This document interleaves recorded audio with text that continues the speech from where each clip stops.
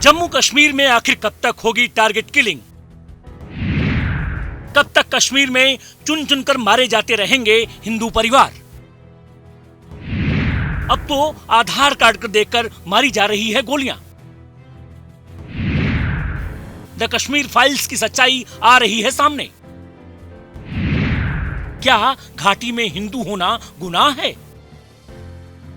एक तरफ देश में नए साल का जश्न मनाया जा रहा था, तो वहीं दूसरी तरफ जम्मू कश्मीर के राजौरी में वो हो रहा था जिसकी चर्चा तो देश में होती थी, लेकिन उसे नकारने वालों की संख्या बहुत ज्यादा थी।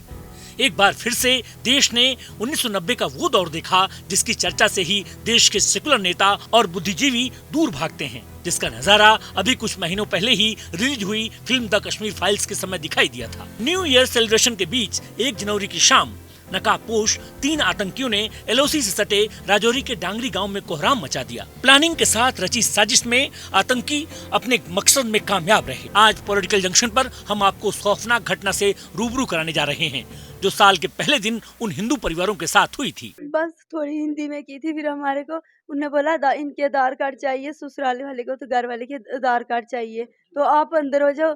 मैंने बोला बच्चों को क्यों अंदर कर रहे हो, आप भी अंदर हो जाओ किचन में। ऐसे किचन भी अंदर बंद कर दिया, फिर गोली मारी है। तो कितने बजे का वाकया है ये? 7 बजे की। जब घर में वो आतंकी आए तो सबसे पहले किसके पास आए? सबसे पहले उधर पीछे गए, फायरिंग किया, पीछे फायरिंग की है। पहले पता था जी मिलिटेंट है। जब वो घर में दाखिल हुए तो उन्होंने आपसे आई कार्ड मांगा? हाँ, आई कार्ड मांगा था, बोले आई कार्ड दो। फिर मैंने बोला आई कार्ड चेक कर लो। पहले बच्चों को अंदर किया, मैंने बोला बच्चों को नहीं अंदर करना, घबरा जाएंगे हैं, आप भी अंदर चलो। फिर फटफट हमारे को अंदर करके ना किचन में, फिर उन्होंने फटफट कुंडी लगा दी दो, फिर फायरिंग की है। कुंडी लगाने के बाद उसके बाद आपके ससुर और आपके पति को गोली मारी? हाँ। आतंकियों ने अपने टारगेट में करीब 50 मीटर की दूरी पर 3 अलग अलग घरों को चुना था। सेना की वर्दी में अपनी असलियत छिपाकर आतंकी राजौरी के धांगरी इलाके में रेकी कर रहे थे। रात के अंधेरे में सेना की वर्दी में घूम रहे आतंकी लोगों को सुरक्षा का एहसास करा रहे थे। तभी अचानक उन्होंने घरों में घुसकर 3 परिवारों से आधार कार्ड मांगा। आधार कार्ड से जब उन्हें पता चला कि सभी हिंदू हैं, तो उन्होंने अंधाधुंध फायरिंग कर दी। तो वहीं दूसरे घर में आधार कार्ड लेने जब महिला अंदर गई, तो आतंकियों ने मेन गेट बंद कर घर के बच्चों और महिलाओं को किचन में बंद कर दिया था और घर के पुरुषों को गोलियों से छलनी कर दिया। इस पूरी प्लानिंग में 3 हिंदू परिवारों के 4 लोगों की मौत हो गई और 7 लोग घायल हो गए। इतना ही नहीं, उन्होंने जाते जाते एक घर में भी आईईडी भी लगा दिया। अगले दिन जब परिवार के रिश्तेदार, इलाके के लोग शोक व्यक्त करने के लिए इकट्ठे हुए, तो ये आईडी ब्लास्ट हो गया।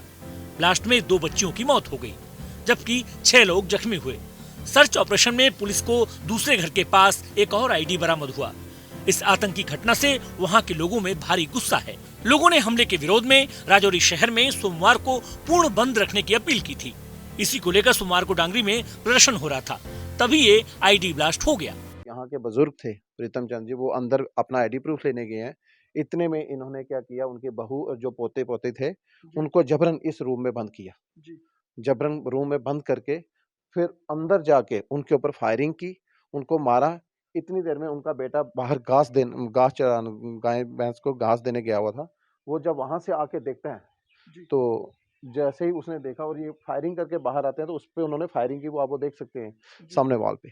तो उस पे भी फायरिंग की गई, पीठ पे उसको 2 गोलियां लगी, जिससे उसकी डेथ हो गई। कितने बजे का ये वाकया है? सर 7 बजे के तकरीबन करीब था। तो 7 बजे के वाकये में ये पहले इन्होंने ऊपर के घरों में फायरिंग की। वहां पे 2 भाई थे, उनको फायरिंग करके एक की डेथ हो गई, बेचारा एक सीरियस है। और वहीं पे इनका एक टारगेट था कि हमने किस तरीके से और डेथ की रेट बढ़ानी है। इन्होंने वहां पे उनको किल किया, साथ में वहां पे साउंड आईडी वहां पे सेट करके चले गए, ताकि सुबह जब ये लोग डेड बॉडी लेके घर पे आएंगे, लोग यहाँ पे अपना रवाज करेंगे, उसके शोर से वो ब्लास्ट हो, ताकि और हजारों के हिसाब से, जहाँ सेंचुरी के हिसाब से लोग मारे जाए। आपके जहन में इस वक्त कितना डर है? सर डर तो बहुत है यहाँ पे। जितना हम अपने आप को सेफ समझते थे, आज की डेट में हम अपने आप को उतना ही वीक समझ रहे हैं। 6:45 बजे का वाकया है। 6:45 बजे से 7 बजे तक उन्होंने अपना काम कंप्लीट कर लिया।